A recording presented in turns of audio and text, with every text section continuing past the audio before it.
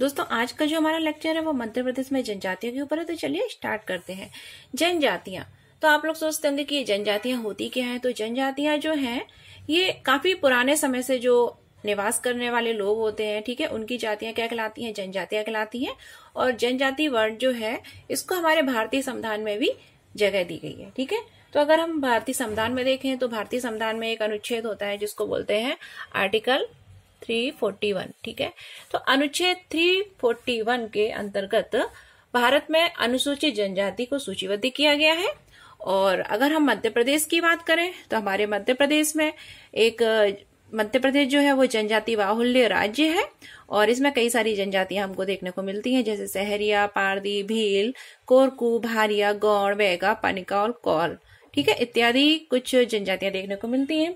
अगर हम बात करें 2011 की जनगणना के अनुसार तो मध्य प्रदेश जो है इसकी जो कुल जनसंख्या है उसका अगर हम देखें तो टोटल 21.10% क्या थे, यहाँ पर आदिवासी हैं, ठीक है।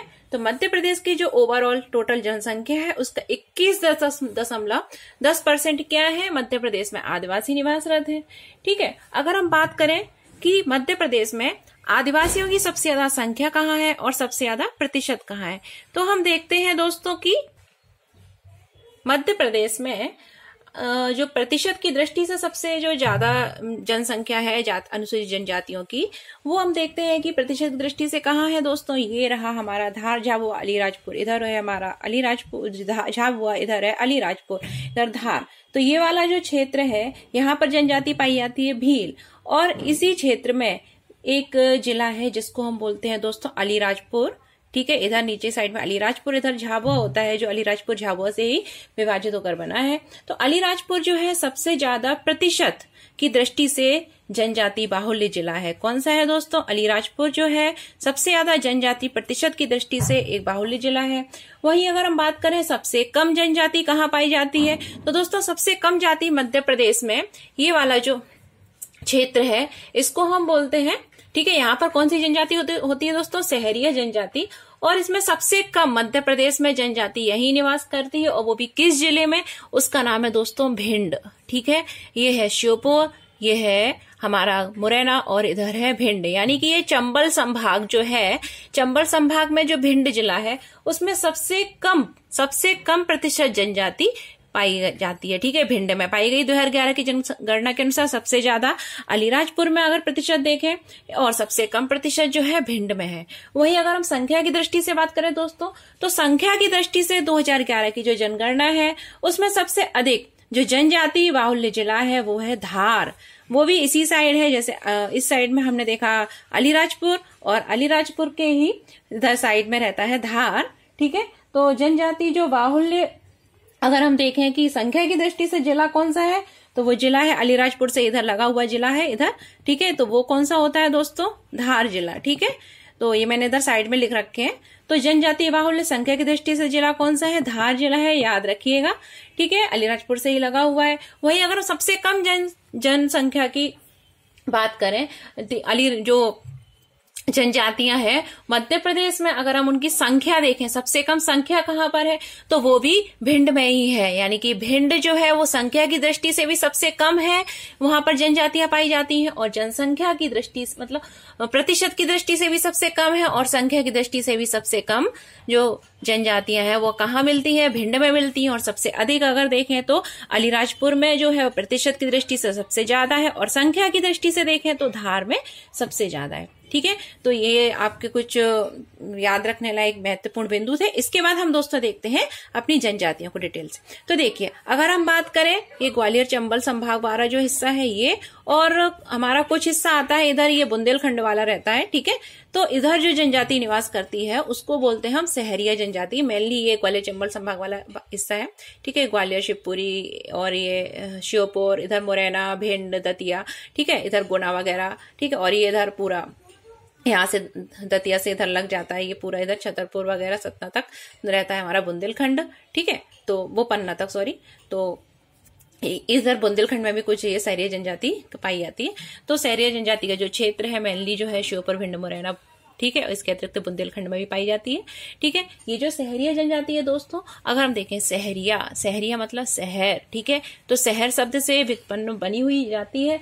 और अगर हम देखें कि ये जनजाति के जो मूल लोग हैं वो कहाँ, इधर साइड में लगा हुआ है राजस्थान, यानी राजस्थान से आई हुई ये जाति है, ठीक है। मूलतः ये राजस्थान के हैं। और ये लोग जो क्या करते हैं, ये लोग जड़ी बूटियों को इकट्ठा करने का काम करते हैं, जड़ी बूटियों को बेचते हैं, ठीक है। और इनका एक नृत्य है जिसको हम बोलते हैं लहंगी नृत्य, और एक होता है दोस्तों सैरा नृत्य। दो नृत्य हैं इनके, याद रखिएगा, लहंगी और सैरा। उसके बाद हम चलते हैं इधर, ये सतना साइड में और कुछ शहडोल के हिस्से में पाई जाती है। देखिए इधर क्या होता है, ये छतरपुर टीकमगढ़, ठीक है। इधर छतरपुर के साइड में लगा है हमारा पन्ना के इधर है सतना, ठीक है। जगह नहीं थी इसलिए थोड़ा ऐसे में लिखा है, तो सतना। और सतना इधर क्या है, शहडोल जो है सतना से थोड़ा टच करता है बाउंड्री। तो इधर जो जाति पाई जाती है, जनजाति जिसको बोलते हैं हम पनिका जनजाति, सतना शहडोल के आसपास पाई जाती है, ध्यान रखिएगा, ठीक है। उसके बाद अगर हम आते हैं रीवा साइड में, तो रीवा साइड में हमको एक जनजाति देखने को मिलती है जिसको बोलते हैं कौल। काफी महत्वपूर्ण है, रीवा में कौल जनजाति देखने को मिलती है। और अगर हम देखें, इनकी जो कौल जनजाति के लोग होते हैं, इनकी एक पंचायत होती है, उस पंचायत को बोलते हैं गोहिया पंचायत। क्या बोलते हैं, गोहिया पंचायत। और इनका एक महत्वपूर्ण नृत्य है जो है दही का नृत्य, इनका एक नृत्य है, ठीक है, याद रखिएगा। और हाँ, इस साइड में कौल से याद आएगा कि कौल मतलब काले मतलब कोल मतलब कोयला, ठीक है। तो ये लोग क्या करते हैं, कोयले में काम करते हैं, ठीक है, याद रखिएगा। उसके बाद दोस्तों हम इस साइड आते हैं, ये हमारा मंडला का जो एरिया है इधर, तो यहाँ पर एक जनजाति पाई जाती है जिसको बोलते हैं बैगा जनजाति। तो बैगा जनजाति है, ठीक है। इनका एक देवता होते हैं, याद रखिएगा, जिनको बोलते हैं बूढ़ा देव, ठीक है। और बस बाकी कुछ नहीं है, बैगा चक वगैरह इनको बोलते हैं। इसके आसपास, इसके बाद अगर हम आते हैं तो इधर गौड़ जनजाति पाई जाती है, जबलपुर। और ये नर्मदा नदी इधर प्रभावित होती है ना, तो नर्मदा तट के दोनों और एक जनजाति मिलती है जिसको हम बोलते हैं गौड़ जनजाति, काफी महत्वपूर्ण जनजाति है। इसके बाद हमारी अगली जनजाति है जिसको बोलते हैं भारिया जो है वो कहाँ पाई जाती है, छिंदवाड़ा के पातालकोट में, ठीक है। महत्वपूर्ण है पातालकोट, छिंदवाड़ा के पातालकोट में। कौन सी जनजाति संबंधित है, भारिया जनजाति संबंधित है। ये एक आदिम जनजाति है, ठीक है, याद रखिएगा, पिछड़ी जनजाति है। उसके बाद ये आता है बैतूल में जो जनजाति पाई जाती है दोस्तों, उसको बोलते हैं कोरकू जनजाति। कौन सी जनजाति है, कोरकू जनजाति, ठीक है। और याद रखिएगा, कोरकू जनजाति का एक नाट्य है जिसको बोलते हैं हम खम्बस्वांग। क्या बोलते हैं, खम्बस्वांग, ठीक है। तो ये खंबे के आसपास किया जाता है, इसलिए इसको खम्बस्वांग बोलते हैं, याद रखिएगा। और इनका एक नृत्य है, ठीक है, जिसको चटकोरा नृत्य बोलते हैं। और ऐसा बोलते हैं कि मेघनाथ ने इनकी रक्षा की थी, ठीक है। मेघनाथ के वंशज बोले जाते हैं, मतलब मेघनाथ की ये पूजा वगैरह करते हैं, ठीक है, क्योंकि मेघनाथ ने एक बार इनकी रक्षा करी थी, ऐसी मतलब कहानी है। तो आपको इतना ध्यान नहीं रखना है, बस ये याद रखना है कोरकू जनजाति जो है बैतूल साइड में पाई जाती है। और इनका जो स्वांग है वो क्या है, खम्ब स्वांग है, ठीक है। इनका एक नृत्य है। उसके बाद अगर हम अगली जाति की बात करें, बैतूल इसके आसपास के क्षेत्र में पाई जाती है। इसके बाद अगर हम बात करें दोस्तों पारधी जनजाति, तो पारधी जनजाति है ग्वालियर तथा उसके आसपास के क्षेत्र जैसे रायसेन वगैरह, ठीक है, सीहोर वगैरह, ठीक है। और ये पारधी जनजाति के लोग क्या करते हैं, शिकार करते हैं, ठीक है। इसलिए इनको कई नामों से बोलते हैं, जैसे सीसी पारधी वगैरह, ठीक है। अब जो सीसी पारधी होते हैं वो क्या करते हैं कि मगरमच्छ, ऐसा बोलते हैं कि मगरमच्छ को मारकर और उसका जो चर्बी का जो तेल होता है उसको सीसी में भरकर बेचते हैं।